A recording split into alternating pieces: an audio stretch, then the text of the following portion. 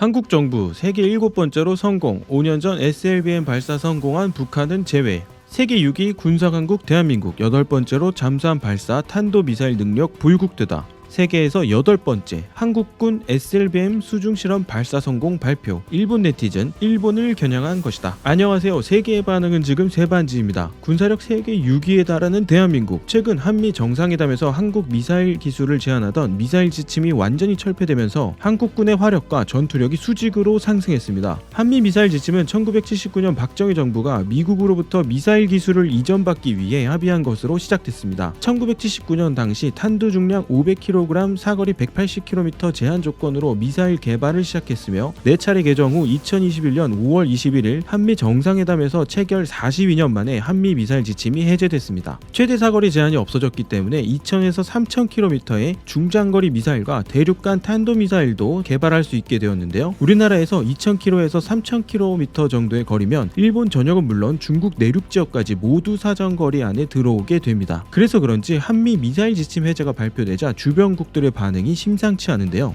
일본 언론, 한국의 미사일 지침 철회는 중국 견제 차원. 한국인, 아니야, 일본의 미사일을 날리기 위해서야. 북한은 조선중앙통신 기사를 통해 21일 정상회담에서 남한의 미사일 거리를 제한하는 지침을 철폐하기로 합의한 것은 언행 불일치라고 비판했다. 한미 정상회담 이후 북한 매체가 반응을 보인 것은 이번이 처음이다. 한국은 반일 국가다. 미국이라는 공통의 완충국이 있기 때문에 아직 평화로울 뿐이다. 일본도 탄도미사일 보유를 진지하게 논의해야 한다. 이번 미사일 지침 철폐는 최대 사거리와 탄도 중량 제한이 없어진다는 의미로 한국이 미사일 주권을 확보한 것으로 평가된다. 이거 어찌 보면 큰일이다. 자국 방위라는 이름하에 일본 전역을 사정 범위로 하는 탄도미사일을 개발할 것이 뻔하다. 잘했구나 바이든 정권. 한미 미사일 지침 철폐, 어디를 노릴지. 다른 나라 군대가 보는 앞에서 미사일 발사하고 멋지게 반대로 날아간다는 K국의 미사일 퀄리티. 베이징을 겨냥했는데 동경에 떨어뜨릴지도 모른다. 일본의 미사일을 쏠 것이 분명해. 정신차려 자민당.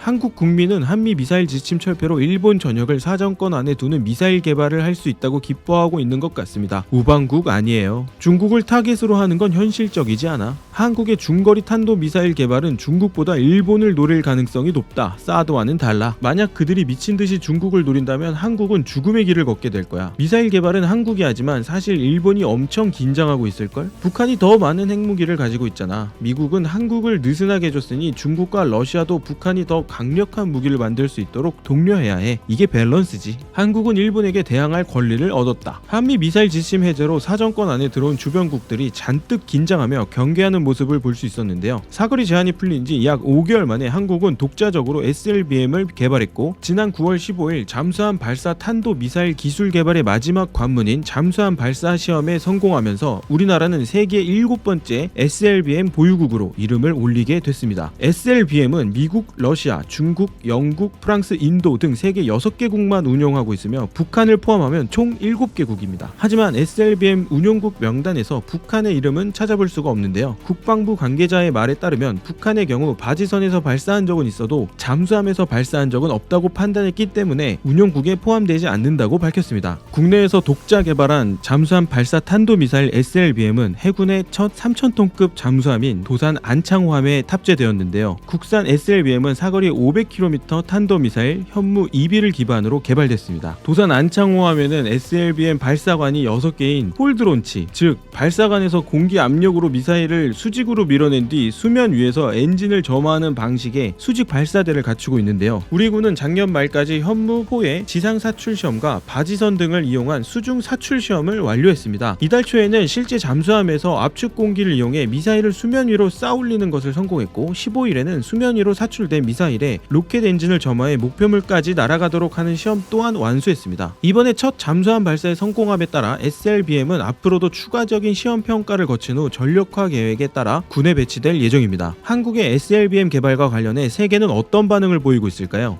탄두가 핵이 아니라면 의미 없다. 한국은 세계 군사산업 시장 점유율이 높다. 과소평가되어서는 안 된다. 아시아의 군비 경쟁이 다시 시작됐다. 한과의 군사적 균형을 가장해 중국, 일본 견제에 더 힘을 실을 거야. 한국이 저런 행동을 하는 걸 이해하는 건 어렵지 않아. 중미와 관계를 끊을 때 자신에게 더 많은 선택권을 주기 위한 거겠지. 한국 정도의 국토 면적이면 전 지역이 북한의 화력으로 덮일 수 있어. 전쟁이 일어나면 한국은 아마 중국이 제일 눈엣가시로 보일 거야. 같은 탄도미사일 개발, 미국은 성급하게 북한 북한은 제재하면서 왜 한국은 제재하지 않는 거야? 중국을 위협할 거야. 중국과 한국은 가까우니까 일본을 위협할 거라는 것도 확실해. 최근 중국 주변의 국가들 빵찌들이나 일본 놈들이 오만방자하게 모두 군사 확장을 하고 있어. 조심해. 일반 미사일을 발사하는 건 소용없고 핵폭탄이어야 효과가 있어. 하지만 빵찌들이 핵폭탄을 가질 기회는 없겠지. 한국에 있는 중국 외교부 장관을 만나러 가자. 이 일은 정말 기분이 좀... SLBM은 북한과 손잡고 가상의적인 일본에게 던지는 문재인의 도발이다. 선전포고로 간주하고 그 패들의 군사시설을 폭격하는 건 어때요? 우릴 쐈지? 정당방위 폭탄이야. 한국은 일본을 적국이라고 어릴 때부터 가르치는데 언제까지 우방국으로 지낼 것인가? 일본에 좋을 게 없는데. 곧 도쿄로 탄환 발사 실시? 다음 주 일본도 최첨단 무기 테스트 합시다. 일본 힘내자. 이웃나라에게 지지 말자. 올해 한국 군사비가 일본과 어깨를 나란히 했다. 영토 문제를 안고 있는 일본으로서는 한국도 위협이 된다. 주변국은 여기저기 군비 강화하고 있는데 일본만 뒤처져 있네. 재미있게도 한국은 중국 외교부 장관이 한국에 방문한 날 이 비디오를 공개했다. 가난하고 약한 일본은 SLBM이 없다. SLBM 개발 소식이 알려지고 우리 군의 첫 잠수함 발사 탄도미사일 시험 성공 당일 공교롭게도 북한 또한 탄도미사일 시험 발사를 감행했습니다. 같은 날 탄도미사일을 경쟁적으로 발사하면서 한반도 평화 프로세스 추진을 위한 스텝이 꼬여버렸는데요. 문재인 대통령은 SLBM의 시험 성공을 보고 북한의 도발을 억제하기에 충분하다라고 말했는데요. 이를 본 북한의 김여정 부부장은 문재인 대통령의 발언을 실언이라고 비판하며 대통령까지 나서서 상대방을 헐뜯고 걸고 드는데 가세한다면 북남 관계는 여지없이 완전 파괴로 치닫게 될 것이라고 위협했습니다. 이런 발언을 한 것을 보면 북한 역시 우리 군의 SLBM 성공에 두려움을 느끼고 있는 것으로 보입니다. 문 대통령은 오늘 시험의 성공이 국민이 보다 안심하고 보다 자랑스러워할 수 있는 성과를 만들어냈다고 평가하며 개발진과 관련자들의 노고를 치하했습니다. 이어 이날 시험 성공은 우리 방위산업 발전과 수출 확대, 우주 개발 촉진 등의 측면에서 큰 의미가 있다고 강조했습니다. 한편 청와대는 SLBM 보유는 전방위 위협에 대한 억제 전력 확보 차원에서 상당한 의미가 있으며 향후 자주국방 및 한반도 평화 정착에 큰 역할을 할 것으로 기대한다는 전망을 밝혔습니다. 한국의 SLBM 개발 성공으로 인해 앞으로 동아시아 정세가 어떻게 변할지 궁금해지네요. 오늘의 반응이 재밌었다면 구독, 좋아요, 알림 설정까지 부탁드립니다.